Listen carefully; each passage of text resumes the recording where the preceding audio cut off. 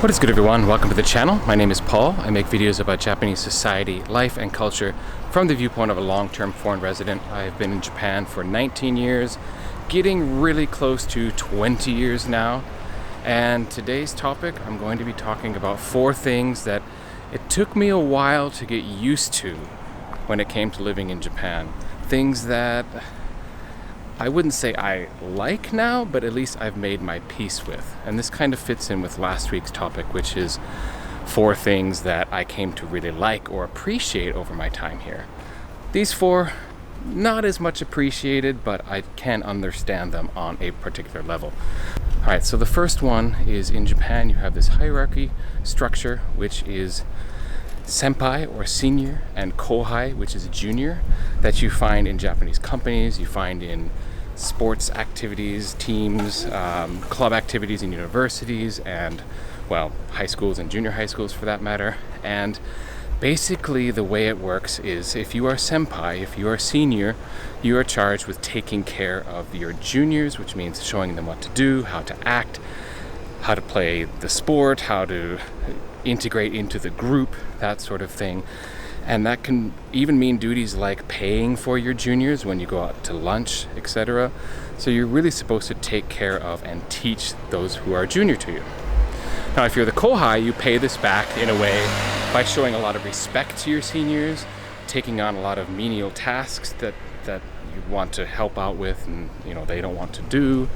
And it means using polite language with them, and basically showing respect and deferring to them in all things.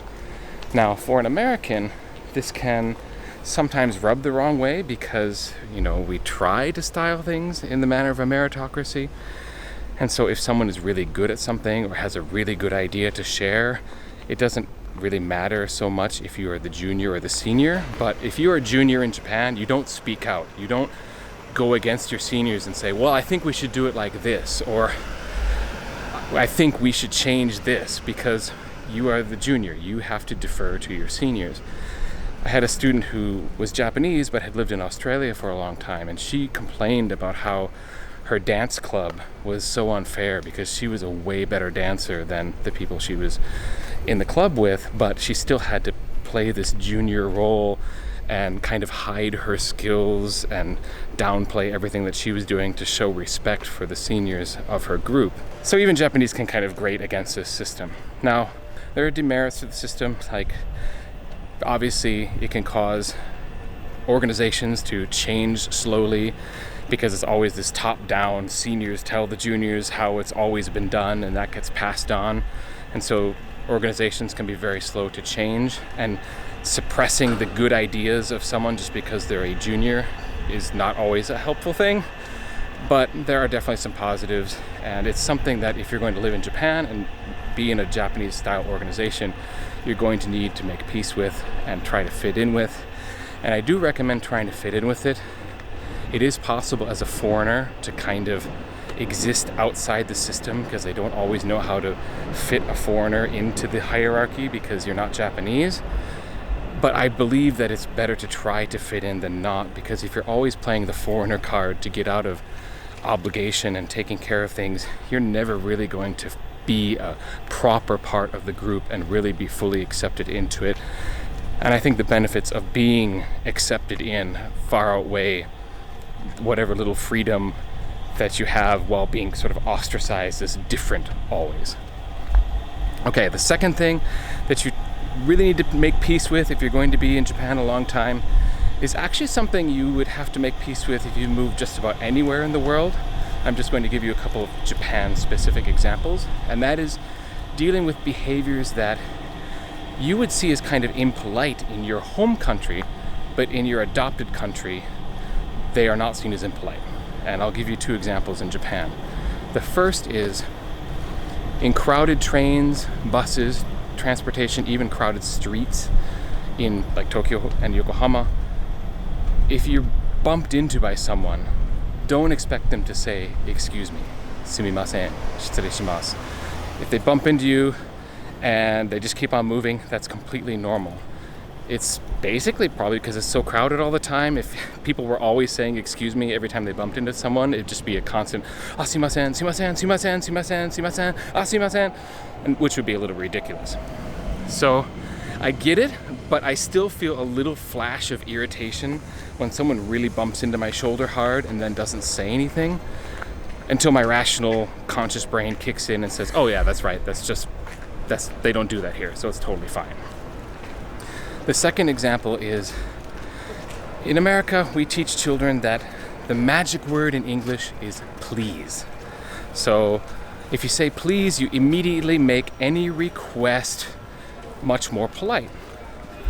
In Japan, please is not really used that way. The words kudasai or onegaishimasu aren't really used in the same way, or not always used that way when making requests. Like in my Japanese family, for example, if we're at the dinner table, or if someone wants to, like a colleague wants to borrow something from me, it'll just be kashite or chodai, and there won't be any kind of please added on.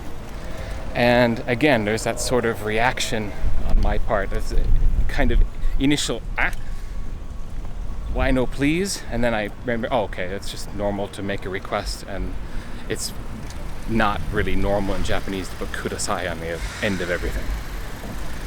So if you find things that you're irritated with because the politeness is different, that's just, you're going to find that in any culture, anywhere you go. So it's just something you have to make peace with. Okay, the third thing I had a little bit of trouble getting used to in Japan initially was the gift-giving culture. I talked about omiyage in my video last week, and the part that bothered me initially was the fact that there's always some kind of return gift expected, or that's going to be given immediately. Like any kind of gift given in Japan seems to come with some kind of obligation, meaning you've given a gift to someone and now they have this obligation to return that gift, preferably as soon as possible. It's even baked into some of the special occasions in Japan, such as weddings and funerals. If you go to a wedding and you give money to the happy couple, well, you're probably going to be given a gift back in return on the very same day, or even given a catalog. There's companies in Japan that put out these catalogs for weddings, and after the wedding you go through the catalog and you choose an item or two from this catalog that are all roughly the same value, and you order them basically. And this is of course all been prepaid for by the bride and groom, and so that's your gift in return for the money you gave them for their wedding. And you'll find that this comes along with other types of gifts in Japan, where there's this culture of when you give a gift, immediately a gift will be returned to you that's about half of the value of the gift that you gave. And every time I've gone to my in-laws' houses, like my wife's aunt's houses, etc., and given them a gift of something, it's always like this rush into their back rooms to find some fruit or vegetables or sweets or something that they can give me in return. A coworker of mine once described this as the obligation hot potato. Once you've given a gift to someone, you've given them the obligation hot potato, and they want to get rid of that obligation back as soon as possible. It does sometimes feel like that. Now, I mean, it is nice to receive a gift in return, and it's something that I've become used to, but at the same time, sometimes I wish I could just be generous, give a gift, and not expect anything in return, and be perfectly satisfied with just giving the gift and moving on. I wish that could be acceptable sometimes, but that's not how the culture works, so I deal with it. Now, of course, these are all personal examples. If you have your own examples because you live in Japan, by all means, please add them in the conversation below. I'm going to mention my fourth and final one in a moment.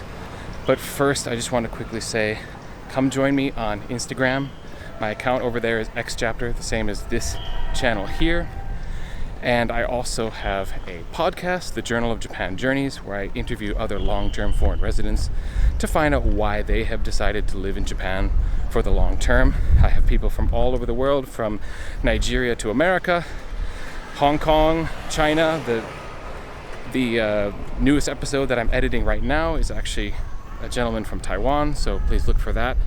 Takes a while to edit the episodes because they're an hour to an hour and a half long, so much longer than these videos, but that should be dropping soon. And finally, I do have a Patreon. If you would really like to support the channel, I would be incredibly happy, and thank you to my current patrons.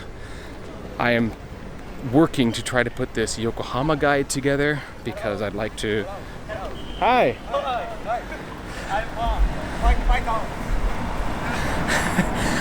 I'd like to put a Yokohama guide together because it's my city and I feel it gets a lot of second fiddle treatment compared to Tokyo. So I'd like to put a guide together for people who might be interested to check Yokohama out and do something different than the usual Tokyo sightseeing.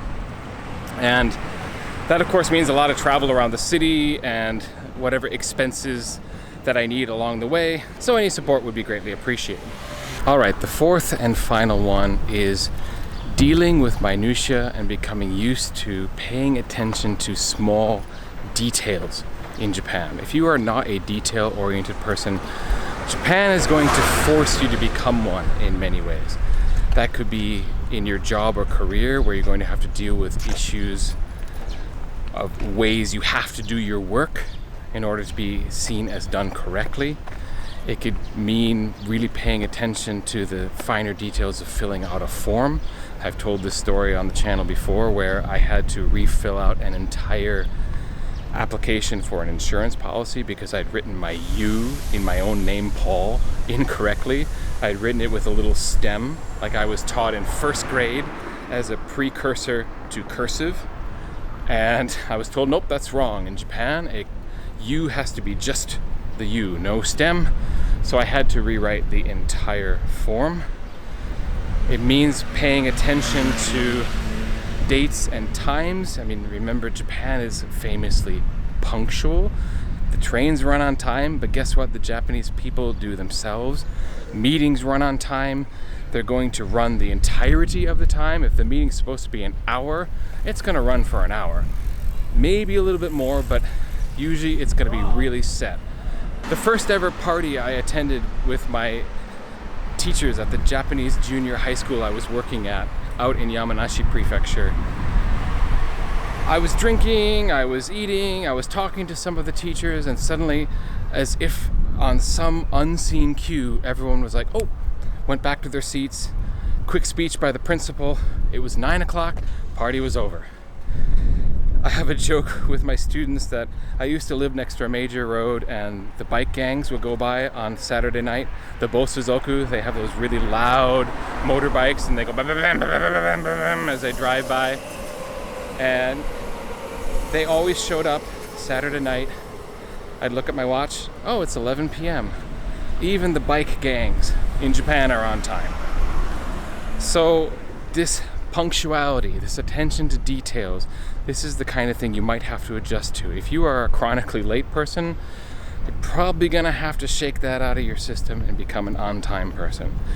If you're someone who's not into paying attention to the details, you're going to be finding yourself rewriting forms, re-putting together proposals, doing all these things that if you'd just taken the time to pay attention to the details the first time, you would have been okay. Maybe. I mean, how was I to know that that U was not the proper way to write a U? You might have to do everything all over again anyways. And that's just something that you will have to become used to and make your peace with if you live in Japan. And really, that's the entire point of this video. If you're going to live in a foreign country, you're going to have to get used to a different way of doing things. And Japan is certainly no exception to that. Obviously, these haven't been deal breakers because I'm still here. But if you're someone who's easily put out by a new or different way of doing things, or you don't want to change anything about yourself because you're perfect the way you are, it might be really hard to live in Japan for the long term. So that's the main idea of this video. I want to thank you very, very much for watching it. I hope to catch you on the next one. And yeah, check out the Instagram, the podcast, and the Patreon, and I will catch you next time. Peace.